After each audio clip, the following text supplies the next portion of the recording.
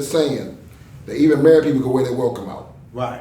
And what you were saying, that's what I was trying to say. Yeah. That what you were saying. Sure. When you come like that, Right. there's nothing that like I can't tell you my day because you know my day. Right. I can't tell you what happened to me because Yeah. you already know what happened to me. So then you become that. You start wearing your welcome Yeah. out because like get There out. has to have some differentiation. Right. So Go ahead, that go ahead. piece there, man, in terms of being disrespected or feeling disrespected if you're losing yourself, what does that look like? Well, it makes you feel. I tell you what, that's where presence and a good example of having a male, a father, or a male figure in the house. Yeah. You know, I got married when I was 18. Too young for that. All right, so my dad come around, you know, and he was like trying to tell me not to do it. I was too young, but I couldn't hear him. You know Right. why? Because Because he was angry. no, Oh, well, okay. I learned how to manage that anger. Okay. But Yeah. because of the lack of presence early on, Early Sure, on, sure. right. I didn't have respect for his His opinion. opinion. I'm with you. You get what I'm Yeah, saying? I'm with you. And that, well, we're tight now, right? Yeah. So, but the thing is,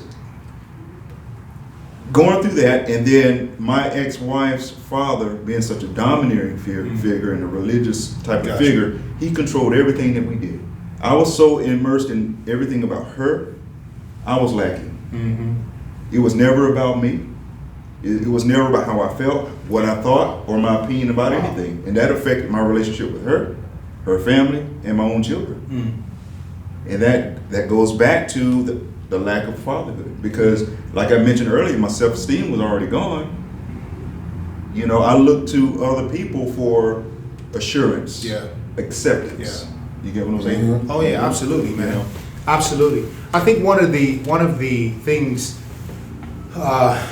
traumatic things that took place in my life, man, not having my dad there. He was there, but not present emotionally, right? So it made me drive. As Carl said, I'm the first in my family too, first generation to get the degree and been in the military all these many years.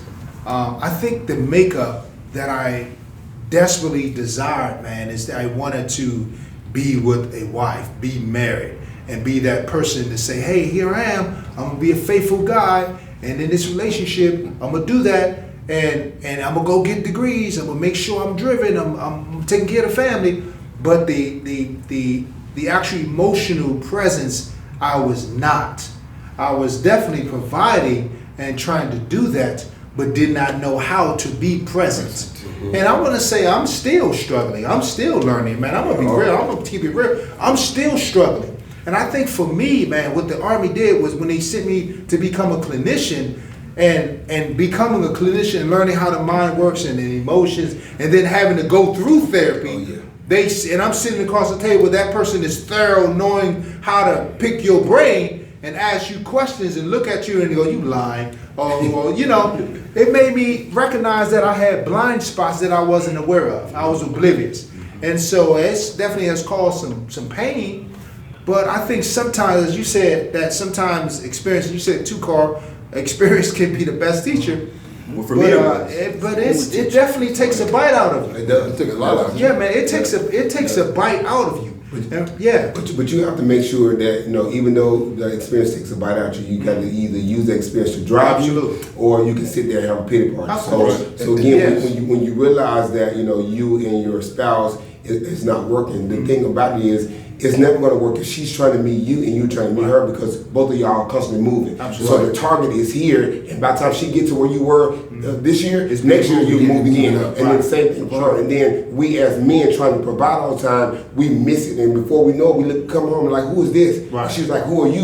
And Sure. who are you? So now there's a disconnect. And then there's no time to bring it back together, because there's frustration, because you neglected me. Yeah. Well, I thought I was loving you by providing for you. Right. But that's not her love language. She's not hearing that. Sure. She wanted time when I was giving money. So Well, then you got some experience, Carl. Exactly. Yeah, I've been man. there. So again, Yeah. so I had to learn the hard way that the provision is not the only thing that a woman needs. You have to spend time. But for me, because I was poor and broke, I refused. Absolutely. That was one thing I wasn't going to Yeah. do. So I've worked 3-4 jobs for the last 10, 15 years. All right, so that's been what I've done. But when I look back on it and see what was the demise of my relationship, Right. it was because I wasn't present. Sure. Yeah, you provided, but you wasn't present. Not And that's, present. and that's the difference Yeah. when you're talking about relationship. And then the ultimate goal is to meet God. So if I'm trying to please God and she's trying to please God, the target is constant. Yeah, sure. And I want to tag on that because again, we can say, and I'm a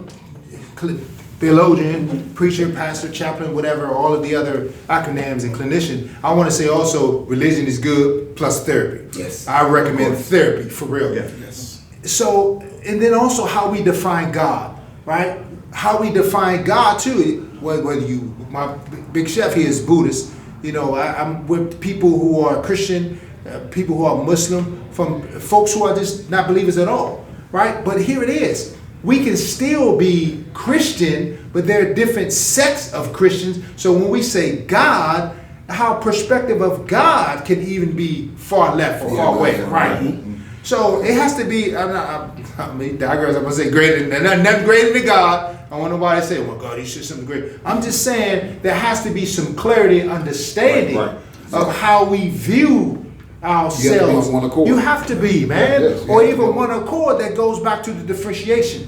Because how is it that people perhaps who have different theological perspectives, maybe Buddhist and daggone Christian or Muslim, they're able to work together. My grandparents. Yeah, man. There has to be that coming together, that conversation. My grandparents. Well, I was raised by my grandparents, and every Sunday we went to two different churches.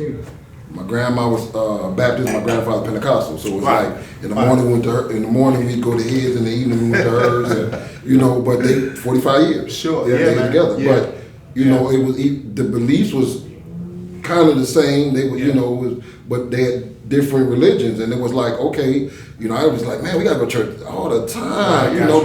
But you know, but they was on one accord. They, even though that was probably the only, you know, it was a lot of differences, but they had stuff outside of their marriage that they was able to enjoy. My grandma was a school teacher, you know, she did other stuff, and then my grandfather worked in a factory, he did other stuff, but they come together at the end of the day, and they share, and they do all stuff, and you know, it was like, it was, you know, it was weird for me growing up, because I used to be like, they ain't never at home, you know, or one was at home, one wasn't, or something, you know, and you know, I used to think that was like man, like I'm gonna always be home for mine. Then I learned, but then I got older and I got married and I was home, but I wasn't present. Gotcha. And that was my thing. I thought being at home was okay. Like I ain't out in the streets. I ain't out doing this. I'm home. What do you want more? And I didn't understand that just because I was home, I still wasn't present.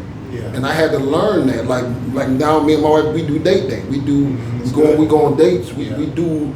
You know, just whenever we got that time, we go out, we do stuff. And I had to learn, that's what, like you said, that was her love language. Her love language is, if we together, then we have to be doing something together. And let me wrap this up. As we conclude, and we can come with another part, we want to wrap this up and say, just 30 seconds. All right, gentlemen, as we look at our past, and we can't change the past, as I said before, we can never change the past. But what we can do is we can allow the past to come into the present, and we process it. And we process it through whether it's sacred text or whatever your faith is, whatever it is. Therapy, in addition to therapy. But we process it in the present so we can go forward to leave a legacy, okay? So really quick, how would you like to leave a legacy? How do you want to be remembered? 30 seconds. As a great man. I just want, when you say my name, That's a great man. I just want you to say, you know, he was a great man. That's it. Honestly, I don't want to. Anything else. That's a great man. I would say, as a man that did his part, never perfect, never tried to be perfect, but he always treated the next person in a way fair. He was fair with it. So he did his part. Yes, sir. Yes, sir. Love this show, Chap. I hope when even working on this show, I like to see that I can help one brother or sister make it through in life. You know, if I can touch one person with my experience in life and help guide them, then I know that I did, like you said, the Lord's work. And that'll be my legacy. That's it. More of my legacy for me, I want to make sure that what I've sown into other young men, that they've taken that and they sold into other young men also. So it's about paying it forward and making sacrifices within myself to be a conduit and a vessel for God. At the end of the day, only what I do for Christ is going to last. Absolutely. And for me to leave a legacy is to be able to meet people at the crossroads of their lives, man, whatever the mistakes and failures that they've made, to meet them, to help them up, but to have made a difference in my family's life, but also have made a difference in so many others, that I've tried to help somebody and to bring somebody else up. Hey, brothers, I appreciate you all joining us tonight. We're going to have to pick this up on next time, all right? Hey, thank you for joining Dreams in Action. I'm your host, C. Orson Brown. See you next time.